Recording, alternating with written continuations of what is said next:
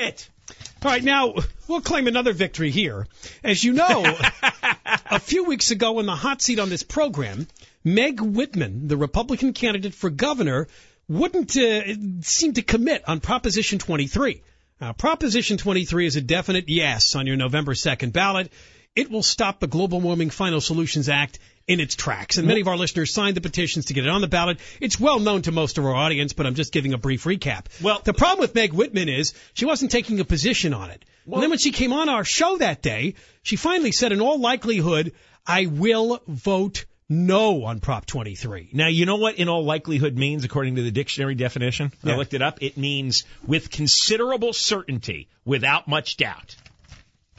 So, well, and then it was just... The San Diego Union Tribune reported that last week at a campaign rally, she again said she had no position on Prop 23. So what changed that she went from considerable certainty to a neutral position? Well, we discovered that she's got a copycat.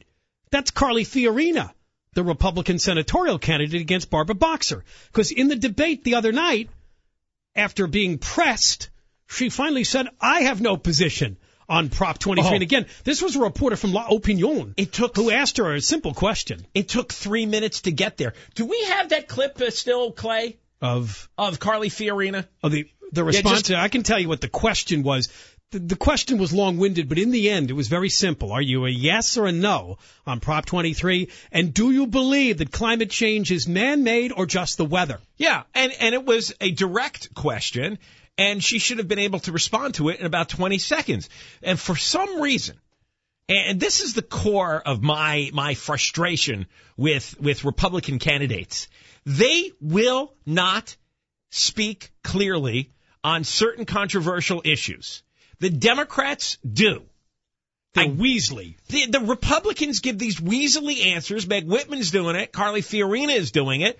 Just say what your position is. And they're afraid to. They're afraid to, whether it's popular or unpopular. It's driving me up a wall. One of the things that sways elections, and this is subtle, but I'm convinced is true, especially among independent voters, among people who are not partisan, is they're judging a person's character and intelligence and their personality. And decisive people are more impressive than indecisive people, even if you disagree with them. It's just human nature. People are attracted to leaders. Leaders tend to be decisive in their words and actions. It doesn't matter so much whether they're right or not. I'm convinced that was the appeal of George Bush. He was astoundingly wrong so many times, and yet he had such loyal support because he was decisive and seemed strong. And that has a great impact. And what you don't want in a candidate, especially a candidate that's presumably that you agree with, is someone who's wishy-washy and floppy. John and Ken Show, John Cobelt and Ken Champeau. Yeah, Tax Revolt 2010, heads on a stick. Now, keep listening this hour, because after 5:30, we're going to give it to the Carly Fiorina campaign. Because one of her operatives sent what I really think is a nasty email. Of course, Carly Fiorina debated Barbara Boxer the other night, and Prop 23 came up. Prop 23 is important to the John and Ken Show listeners. It's the proposition that if you vote yes and it passes, stops the Global Warming Final Solutions Act in its tracks.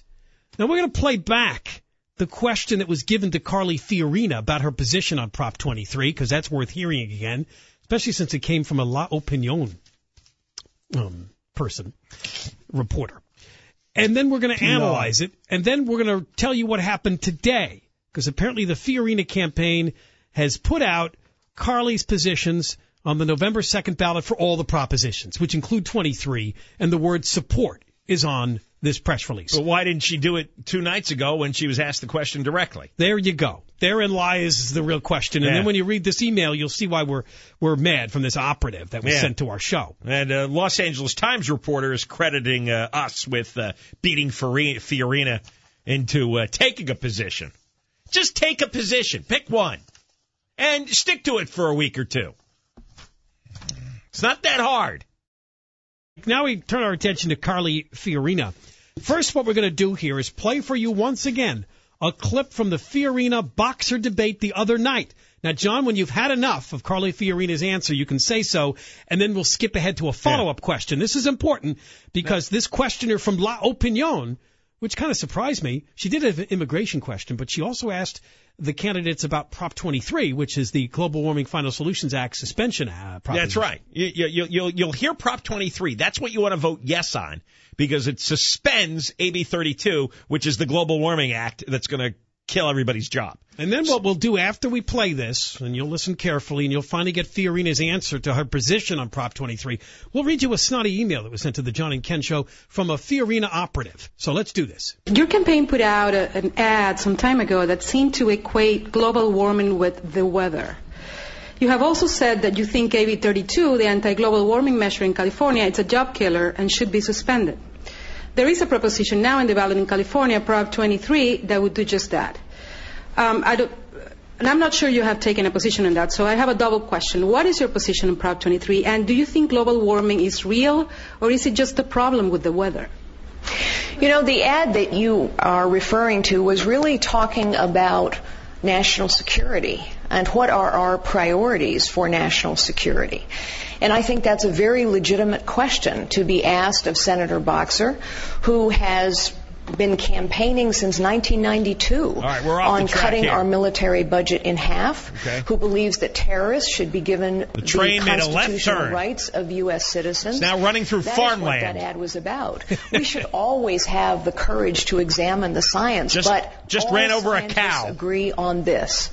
The only way to impact global warming is to act disappearing globally. from the horizon. A state acting alone will make no difference. What we need in this country, we're up to 45 seconds if I am fortunate of not enough answering to gain the question. Confidence of the voters of California, will be a national and comprehensive energy bill. And that means that AB 32 would be superseded. Anybody remember the question? It would have been superseded by Barbara Boxer's cap and trade bill. We're at 1 minute bill now, ladies and gentlemen. 1 minute. Completely the wrong track. It would have cost us trillions of dollars in lost economic We're going to find out. Millions of jobs. It doesn't do enough to fund energy R&D. What we need to do. It was yes or no on Prop 23. Is fund energy R&D. Where's the bell? Do you think global warming is real? That were the two questions. We need to give more We're to at a minute Berkeley. 20 now. We also need to take advantage in an environmentally responsible way of every source of energy we have, a minute 25. Nuclear, wind, solar. And we have a yes or no question, Carly. That we cannot put bills in yes place. Yes or no? Prop 23, up or down? Excessively yay or nay? Energy-intensive industries like farming, like manufacturing, and like small business owners. Time is up, but you didn't answer part of Pilar's question, which is, do you support Prop 23, which would suspend AB 32? My focus is on a national energy policy. A minute 50. Yes because or no? that is why... You just answered, do you support it? I have not taken a position on it yet. 1 minute and 58 seconds of that. That was torture, was it not? Okay. Now, that was Wednesday night. Now, we talked about this and played that clip yesterday on the John and Ken Show. Today, the operatives for the Carly Fiorina for Senate campaign put out a press release announcing her positions on all the November propositions. And what do you know? Prop 23, in big capital letters, supports. It's a yes.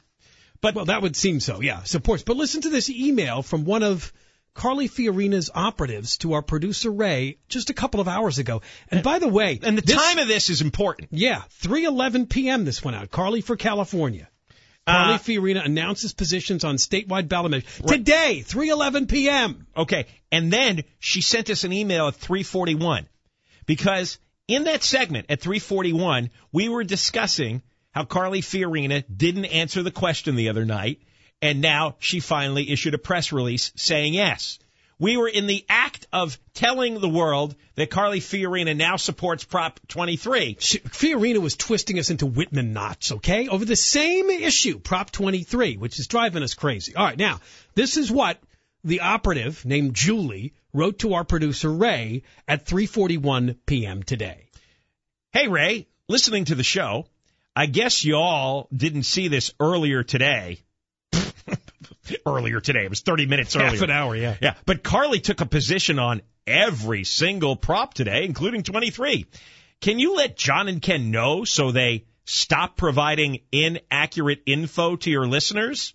Holy God, that was Timeout. inaccurate. Wednesday night, she had no position. I have not taken a position on it yet. Today at 3:11 p.m., which was maybe 20 minutes before we were talking about this, a statement comes out that she's a yes on 23. And You've got to be kidding. And we had her press release, and at 3:40, we were telling everybody that she had come up with a position, yes on 23. So while we're talking about it, we're getting this snotty email saying we're putting out inaccurate information. Oh, but that's crazy. What happened? That's war room overdrive, isn't it? All right, and in the Los Angeles, they must have got really batted around, because the Los Angeles Times has a blog by Maeve Reston, who wrote, Fiorina's refusal to take a position Wednesday night puzzled a wide range of political observers on both sides of the ideological aisle. During their broadcast after the debate, conservative talk show host John Cobelt and Ken Champeau of KFI AM 640 slammed her for not making up her mind. Even his liberal opponents criticized her as well. To say this again, I can say that without much doubt. we don't belong to a party. We don't root for a party. We're not team players. We're telling the truth about all these idiots running for office. That, what Carly Fiorina did the other night, is absolutely idiotic. I don't know why people who run for office, who spend years and months preparing, there's only a handful of issues that matter in any election. When you're asked about one of those issues, just tell them what you think, and you should have thought of an answer by now. Yes or no? I mean, yes or no, like the moderator said. Yes or no? Yeah, a minute 58. You're telling us that we're putting out inaccurate information. What No. was inaccurate? We were actually... She had a chance to say Wednesday night, I support Prop 23, and did not. Your candidate made a fool of herself. We just happened to point it out. All right. When we come back, speaking of making a fool of themselves, we'll play for you the audio of Jan Brewer, Right. the Arizona governor, during her debate the other night with her Democrat opponent, where she freezes up during the opening statements. That's coming up next. And then there's the beheading debate. There's not enough debates about beheading these days. John and Ken, KFI AM 640, more stimulating talk radio.